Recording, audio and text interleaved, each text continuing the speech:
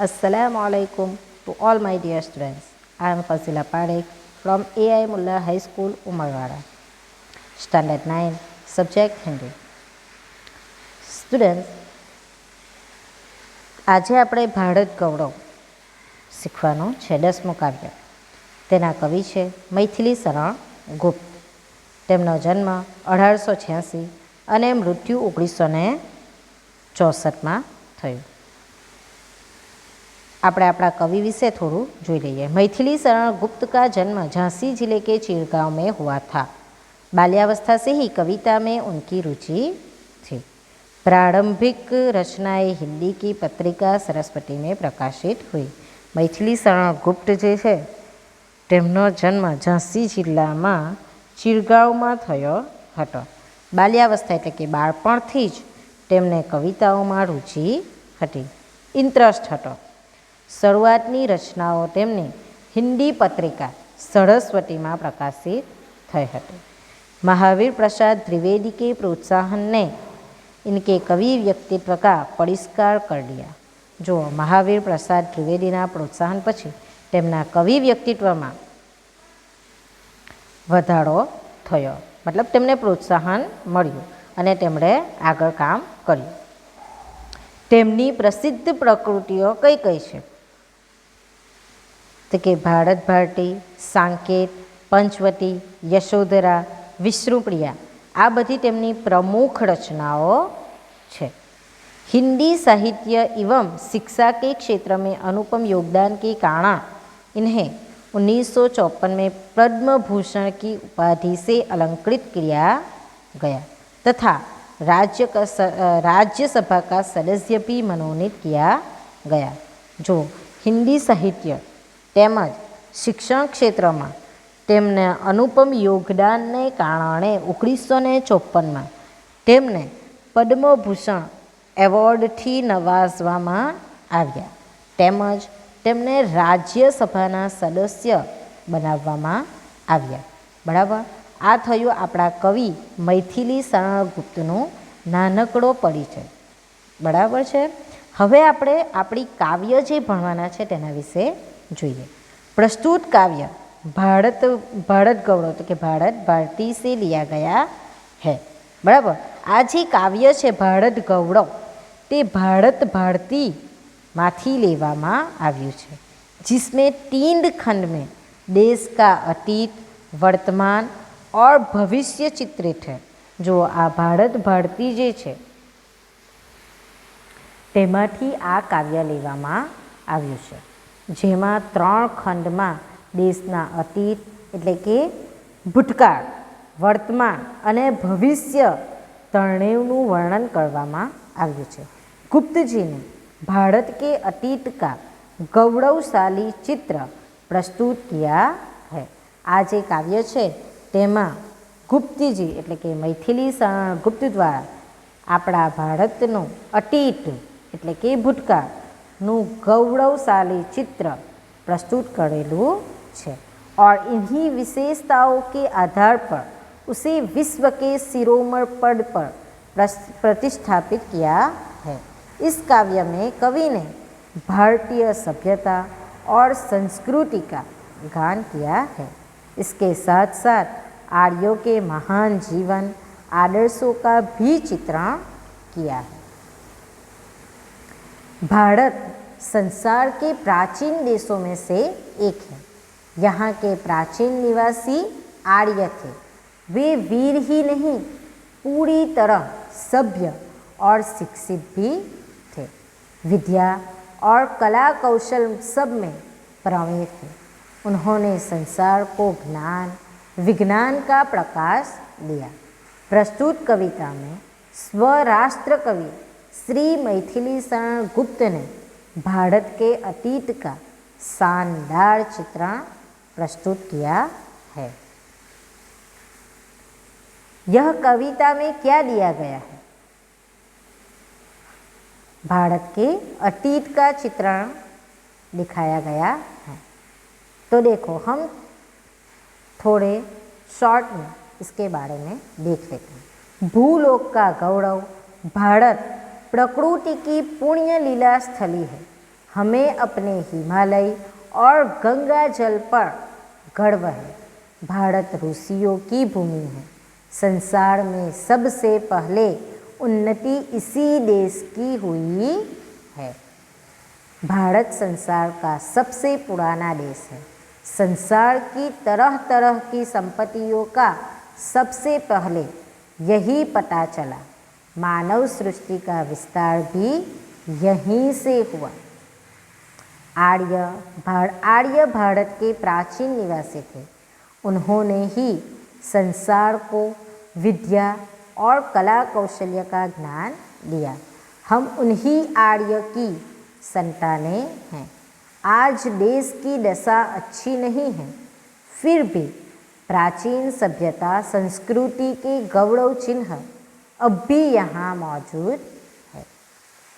आर्यों में परोपकार की प्रबल भावना थी। उनका जीवन दूसरों की भलाई में ही बीतता था। वे महान चरित्र के कर्मवीर पुरुष थे।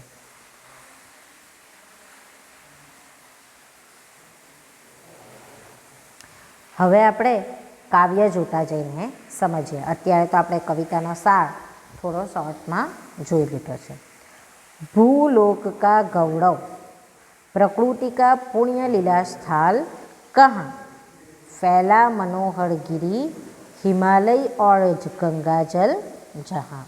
संपूर्ण देशों से अधिक किस देश का उत्कर्ष है, उसका के जो रूसी भूमि में वह कौन भारतवर्ष है।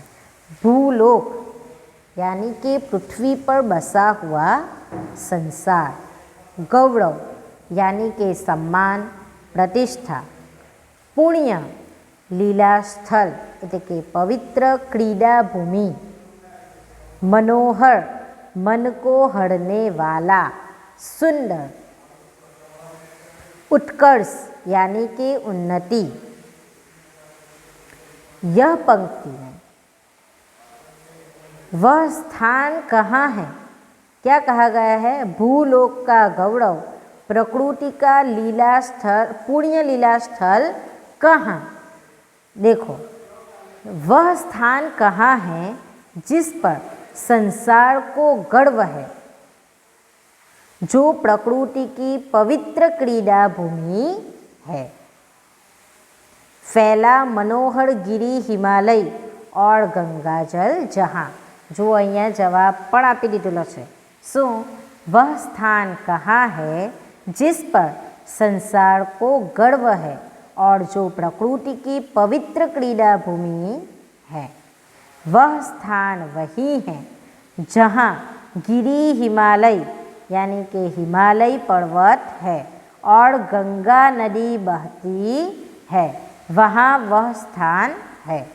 संपूर्ण देशों से अधिक किस देश का उत्कर्ष है, दुनिया के सभी देशों में से सबसे अधिक श्रेष्ठ उन्नत देश कौन सा है। जवाब क्या मिलेगा, उसका कि जो रूसी भूमि है वह कौन, भारतवर्ष है। वह देश और कोई नहीं, कौन सा है, यह रूसी भूमि भारतवर्ष ही है। दुनिया में सबसे अधिक, सभी देशों में सबसे अधिक श्रेष्ठ देश कौन सा है, वह देश और कोई नहीं, यह रूसी भूमि भारतवर्ष ही है। जुओ आ पंक्ति में शू पूछवामां आव्युं छे। आपणे पहेली जे पंक्ति ए जोई तेनी अंदर शुं कीधुं छे, पहेली लीटीनी अंदर भूलोक का गौरव, प्रकृति का पुण्य लीला स्थल कहाँ है। भूलोक एटले के पृथ्वी पर वसाववामां आवेली संसार, बराबर। गौरव एटले के सम्मान, ए आपणे शब्दार्थ ऑलरेडी जोई ज गया छे, बराबर, तेना ते ज रहेवाना छे। तो आपणे एने समझीए गुजरातीनी अंदर कि भूलोक का गौरव, प्रकृति का पुण्य स्थल कहाँ, ए स्थान क्या छे जेना पर दुनियाने गर्व छे अने जे प्रकृतिनी पवित्र क्रीड़ा भूमि छे, आवुं स्थान क्या छे। तो बीजी लीटी में जवाब मळे छे, फैला मनोहर गिरी हिमालय और गंगा जल जहाँ। જુઓ શું કહે છે, આ જે સ્થાનનું તમે પૂછી જ રહ્યા છો, કયું? પ્રકૃતિની પવિત્ર ક્રીડા ભૂમિ છે જેના ઉપર દુનિયાને ગર્વ છે, તે સ્થાન ક્યાં છે? તો એ સ્થાન ત્યાં જ છે જ્યાં ગિરિ હિમાલય એટલે કે હિમાલય પર્વત અને ગંગા નદી વહે છે, ત્યાં જ તે સ્થાન છે। ત્રીજી લીટીમાં संपूर्ण देशों से अधिक किस देश का उत्कर्ष है?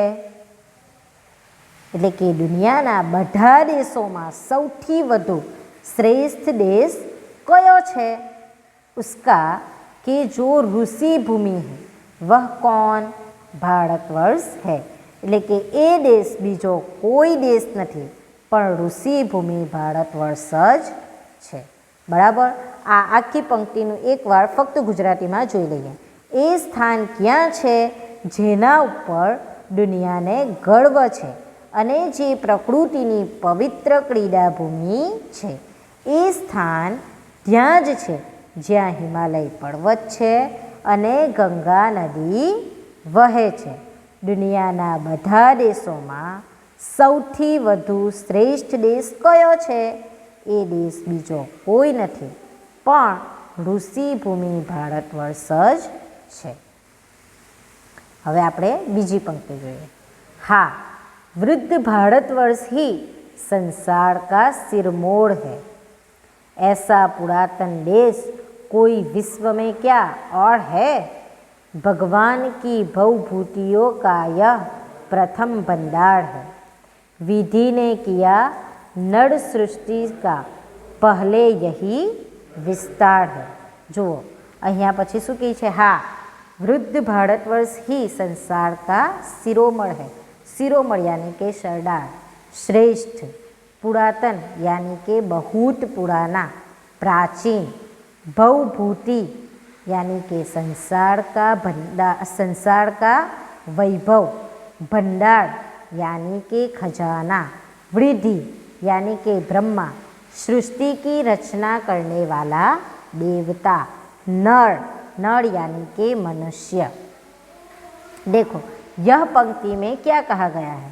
हाँ, वृद्ध भारतवर्ष ही संसार का शिरोमणि है।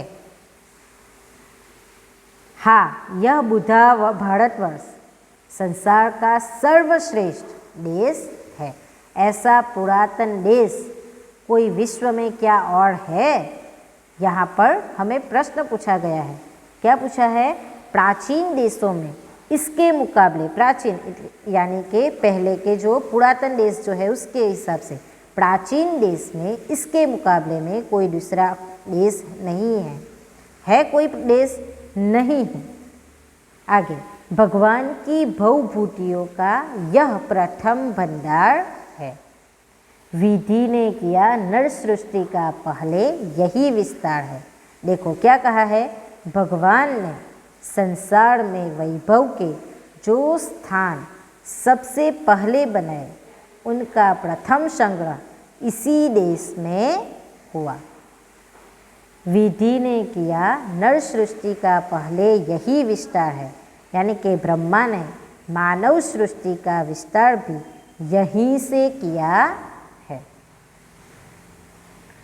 आज આપણે પંક્તિ જોઈ તેને આપણે ગુજરાતીમાં ફરી સમજી લઈએ। हाँ, वृद्ध भारतवर्ष ही संसार का शिरोमणि है। हाँ, તે વૃદ્ધ ભારતવર્ષ દુનિયાના બધા જ દેશોમાં શ્રેષ્ઠ દેશ છે। કેવો દેશ છે? શ્રેષ્ઠ દેશ છે। ऐसा पुरातन देश कोई विश्व में क्या और है? આવો પુરાનો, જૂનો, પ્રાચીન, પહેલાંનો દેશોની સરખામણીમાં બીજો કોઈ દેશ છે ખરો? નથી। બરાબર। भगवान की भवभूतियों का यह प्रथम भंडार है। विधि ने किया नर सृष्टि का पहले यही विस्तार है। એટલે કે ભગવાને દુનિયાના વૈભવના જે સૌથી પહેલાં સાધનો બનાવ્યા તેમનો ભંડાર પહેલાં આ દેશમાં થયો। બ્રહ્માએ માનવ સૃષ્ટિનો વિસ્તાર એટલે કે આપણા લોકોનો, મનુષ્યનો વિસ્તાર અહીંથી જ કર્યો છે. બરાબર. જુઓ, અને ફરી હું આખું ગુજરાતીમાં બોલી જાઉં છું. હા, તે વૃદ્ધ ભારત વર્ષ દુનિયાના બધા દેશોમાં શ્રેષ્ઠ દેશ છે. પ્રાચીન દેશોમાં તેની સરખામણીનો બીજો કોઈ દેશ નથી. ભગવાને દુનિયામાં વૈભવના જે સૌથી પહેલાં સાધનો બનાવ્યા તેમનો ભંડાર પહેલાં આ દેશમાં થયો. બ્રહ્માએ માનવ સૃષ્ટિનો વિસ્તાર અહીંથી જ કર્યો. હવે આપણે ત્રીજી પંક્તિ જોઈએ. યહ પુણ્ય ભૂમિ પ્રસિદ્ધ है, इसके निवासी आर्य है. विद्या कला कौशल्य सबके जो प्रथम आचार्य है. संतान उनकी आज यद्यपि हम अधोगति में पड़े, पर चिन्ह उनकी उच्चता के आज भी कुछ है खड़े. પુણ્ય ભૂમિ એટલે કે પવિત્ર ભૂમિ.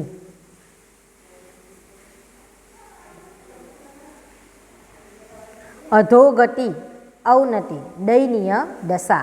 आचार्य शिक्षक आदर्श आचार को आचरण में लाने वाला.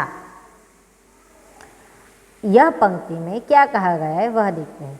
यह पुण्य भूमि प्रसिद्ध है, इसके निवासी आर्य है. विद्या कला कौशल सबके जो प्रथम आचार्य है. भारत, यहाँ जो यह पंक्ति में क्या कहा गया, यह पहली दो लाइन हम देखते हैं. भारतवर्ष की यह पवित्र धरती सारे विश्व में प्रसिद्ध है. इस देश के निवासी आर्य है. उन्होंने ही सारे संसार को सबसे पहले विद्या कला और कौशल का ज्ञान दिया. आगे की दो पंक्ति. संतान उनकी आज यद्यपि हम अधोगति में पड़े, पर चिन्ह उनकी उच्चता के आज भी कुछ है खड़े. क्या कहते हैं? यद्यपि उन आर्यों की संतानें आज बुरी दशा में है, अधोगति यानी कि दयनीय दशा, बुरी दशा में है, फिर भी उनके महान चरित्र के कुछ निशान आज भी मौजूद है. अब हम इसे गुजराती में समझ लेते हैं.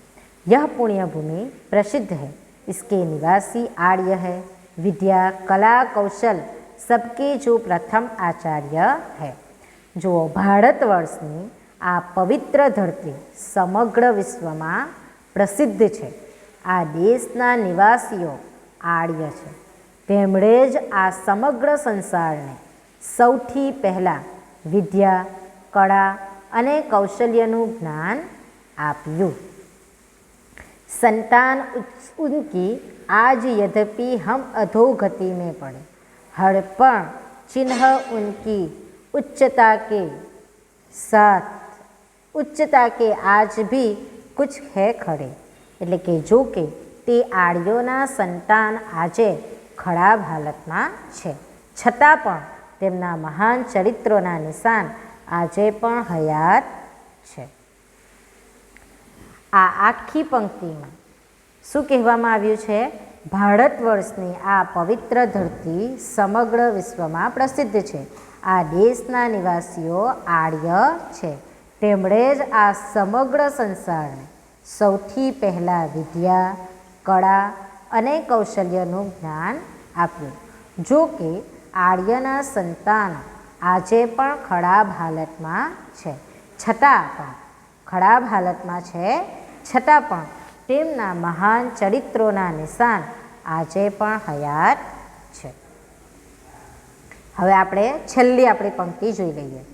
વે આર્ય ही थे जो कभी अपने लिए जीते न थे, वे स्वार्थ रत हो मोह की मदिरा कभी पीते न थे. संसार के उपकार हित जब जन्म लेते थे सभी, निश्चेष्ट होकर किस तरह वे बैठ सकते थे कभी. यह पंक्ति में क्या कहा गया है वह देखते हैं. स्वार्थ रत यानी कि केवल अपना ही लाभ देखने वाला। मदिरा शराब, निश्चेष्ट निष्क्रिय, चेष्टा रहित। यह पंक्ति में क्या कहा गया है? वह आर्य ही थे जो कभी अपने लिए जीते न थे। वे स्वार्थरत हो मोह की मदिरा कभी पीते न थे। यहाँ कहा गया है कि वे आर्य ही थे जो अपने जीवन को कभी अपना नहीं समझते थे। उन्हें कभी अपने ही लाभ की मोह नहीं था। संसार के उपकार हित जब जन्म लेते थे सभी निश्चेष्ट होकर किस तरह वे बैठ सकते थे कभी? क्या कहा है? वे संसार का उपकार करने के लिए जन्म लेते थे, फिर वे निष्क्रिय होकर कैसे बैठ सकते थे? यानी कि चेष्टा रहित होकर कैसे बैठ सकते थे? यह जो पंक्ति है उसे हम गुजराती में समझ लेते हैं। वे आर्य ही थे जो कभी अपने लिए जीते न थे। वे स्वार्थरत हो मोह की मदिरा कभी पीते न थे। તે આર્યો જ એવા હતા જે પોતાના જીવનને પોતાનું જીવન ક્યારેય સમજતા ન હતા. તેમને કદી પોતાના લાભનો મોભ ન હતો, યાની કે લોભ ન હતો, લાલચ નહીં હતી કે મને આ લાલ થશે પેલું થશે તેવો લોભ ન હતો. संसार के उपकार हित जब जन्म लेते थे सभी निश्चेष्ट होकर किस तरह वे बैठ सकते थे कभी? એટલે કે તેઓ સંસારનો ઉપકાર કરવા માટે જ જન્મ લેતા હતા. તેથી તેઓ ક્યારેય નિષ્ક્રિય થઈને કેવી રીતે બેઠા રહે? બરાબર, એટલે કે ચિંતા રહે ચેષ્ટા રહિત થઈને કઈ રીતે બેસી રહે એમ? તે આર્યો જ એવા હતા જે પોતાના જીવનને પોતાનું જીવન ક્યારેય સમજતા ન હતા. તેમને કદી પોતાના લાભનો મોહ ન હતો. તેમને કદી પોતાના લોભનો મોહ ન હતો. તેઓ સંસારનો ઉપકાર કરવા માટે જ જન્મ લેતા હતા.